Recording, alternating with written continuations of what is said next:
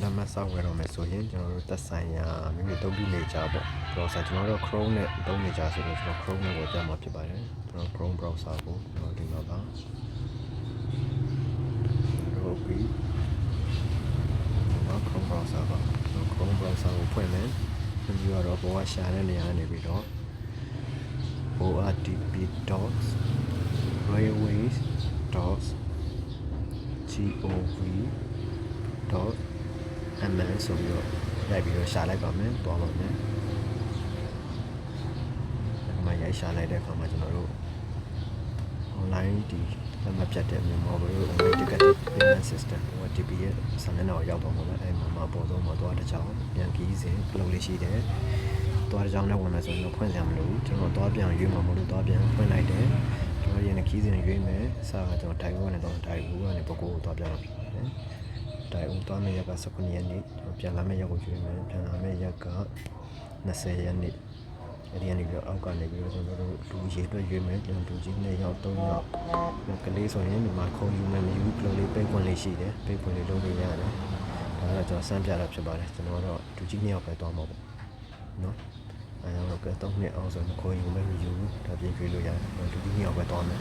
ဒါကပြန်လျှော့လိုက်တယ်ဒီကနေပြီးရှာဖွင့်မယ်နှိမ့်မယ်အဲကြရင်ကျွန်တော်တို့အဲ့မှာအိမ်ဒီမှာကိုတိုင်းပေါ်နေဘိုးသွားတယ်ရက်တန်းနဲ့ရထားတွေနှစ်ခုထွက်လာတယ်7နှစ်အစုံရယ်ဒါဆို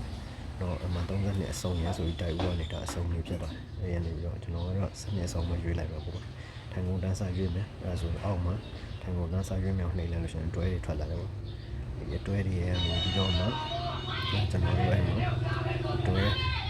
ကျန်တဲ့အတွဲရွေးချယ်ပြီးတော့တွဲအောက်ကနေပြီးထိုင်ကုန်ရွေးပါလေးတွေနှိမ့်ကတွဲကိုလိုက်တော့တွဲ3ရွေးမယ်တွဲ3လူရန်တွဲ3ပေါ့လူရန်တွဲ3ကိုထိုင်ကုန်ရွေးပါလေးနှိမ့်လိုက်တဲ့ခါမှာစိမ့်နေတဲ့ဟာလေးတွေကလွတ်တဲ့ဟာလေးတွေ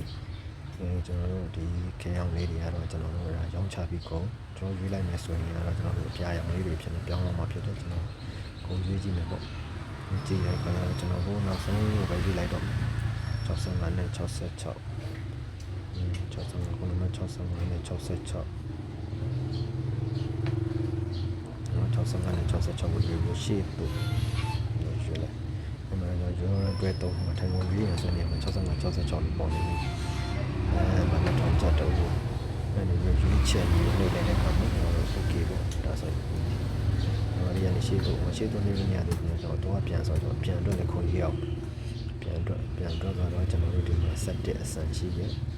31အဆန်ရှိတယ်7အဆန်နဲ့လည်းပြန်ဒီဆန်ဆိုတော့မထိုင်ဝင်တန်းစားရွေးမယ်တွဲတော့မရွေးလိုက်ထိုင်ကုန်ရွေးပါနောက်ထိုင်ကုန်ရွေးလိုက်မယ်65 66လွတ်တော့65 66 65 66ကိုရွေးလိုက်ဒီမှာရှိသူတော့လို့ရပါပြီအရင်ရွေးပြီးတော့ရှိသူနှိမ့်လိုက်မယ်နှိမ့်လိုက်လို့ရှိရင်တော့ရွေးချယ်ပြီပေါ့အဲဒီ65 66ရွေးချယ်ပြီးအောင်မြင်မှဒီနေ့ပါအဲဒီကနေပြီးတော့ကျွန်တော်တို့မှာရှိသူပေါ့ချက်လက်တွေထည့်ရမယ်ဒီချက်လက်တွေထည့်ပါတော့ကျွန်တော်မပြတော့ဘူးဒီကနေပြီးတော့ကျွန်တော်တို့သဘောတူပါတယ်ဆိုတော့အမှန်ချက်လေးကိုနှိပ်ပေးဖို့လုပ်တယ်ထားနံပါတ်ကိုယူရစီကံကြောင်းအဲဒီပြီးတော့ရှေ့တော့နှိပ်လိုက်ရင်ဟို page ချစ် process to payment နေရာမှာဖြစ်ပါတယ် process to payment နေကျူကိုလေးကြာလာမှာဖြစ်တယ်ဒီကျူကိုလေးကျွန်တော် save ကျူ image ဆိုပြီးတော့ save လိုက်တယ် save လိုက်ပြီးတော့ကျွန်တော် task ကိုခဏပိတ်ပြီးတော့ KPZ page ဖွင့်ကျွန်တော်ရဲ့ KPZ page ဖွင့်မယ်အဲဒီကနေဖွင့်မယ် KPZ page ဖွင့်ပြီးဆိုရင်ကျွန်တော် scan နှိပ်လိုက်မယ် scan ကိုနှိပ်မယ် scan ကိုနှိပ်ပြီးကျွန်တော်ဓာတ်ပုံ error ဆိုကျွန်တော်တို့ပုံစေးထားတဲ့ဟာတွေကနေတော့ဆက်ပေါ့အဲဒီကနေကစေးထားတဲ့ဟာတွေထည့်လိုက်ရင်သူ့လိုကျွန်တော်တို့ကဓာတ်ပုံ error တွေကနေတော့စေးထားတဲ့ကျူကိုလေးရွေးလိုက်ကြားတဲ့ရှင်းအောင်ရှင်းဖြစ်ပါလိမ့်အဲဒီကိုပေးချင်ပြီပေါ့ဗျအဲဒီကပုံမှန် KPZပေးချင်တဲ့ဤတိုင်းပါကျွန်တော်ပေးလိုက်တော့ password တွေပါချက်အဲဒီကိုပေးချင်မှုလို့ဆောင်နေပါသည်ပြီးတော့ပါဒီကနေ့ကျွန်တော်ခုနကပြန်တော့မဝင်ကြတယ်ဝယ်ဆောင်ပတ်တော့ထက်ကြမှာဖြစ်ပါတယ်အဲဒီကနေပြီးတော့တောင်းလိုက်တဲ့အခါမှာအောက်လေးနဲ့ဆွဲချလိုက် display လေးလုံးလိုက်တော့ဆွဲလေးလုံးလိုက်တာနဲ့ဘာဖြစ်လဲဆိုတော့ကျွန်တော်တို့ဒီ page လေး page ကိုအောင်မြန်မာကြီးဆိုတွေ့ရတော့အောက်ဝင်နဲ့ဆွဲတော့အောက်ဝင်နဲ့ဆွဲတော့ဒီဟာတော့ကျွန်တော်တို့ဝယ်တဲ့သူရဲ့ဥဆောင်တယောက်ပဲပေါ်သေးတာ e-ticket အားလုံးတောင်းလို့ရယူပြီဆိုတဲ့နေရာကိုညအောင်နှိပ်ကမှာဖြစ်ပါတယ်ဒါဆိုရင်တော့ဒါကြောင့်မလဲနေစရာမလိုတော့ပါဘူးဒါအရင်အသစ်တစ်ခါလည်းပြန်ပြရုံပဲဖြစ်ပါတယ်ဒီတစ်ကအားလုံးတောင်းလို့ရယူပြီဆိုတဲ့ဟာကိုနှိပ်ပါအဲ့မှာကျွန်တော်တို့တောင်းလို့ပြီးတော့ရင်ကျွန်တော်တို့ဖွင့်လိုက်ပါမယ်တခုခုနဲ့ဖွင့်လိုက်မှ PDF file နဲ့ရမှာဖြစ်ပါတယ်ဒါကိုဖွင့်လိုက်တာနဲ့ကျွန်တော်တို့ဘယ်လိုမျိုးလေးလဲဒါဒီတစ်ကရရှိပြီဖြစ်ပါတယ်အဲ့ဒီတစ်ကကိုလဲလဲစရာမလိုပါဘူးဒီခါလေးတထားမှာဘယ်လက်မစစ်ကိုပြပြီးစီးရုံမှာပဲကျေးဇူးတင်ပါတယ်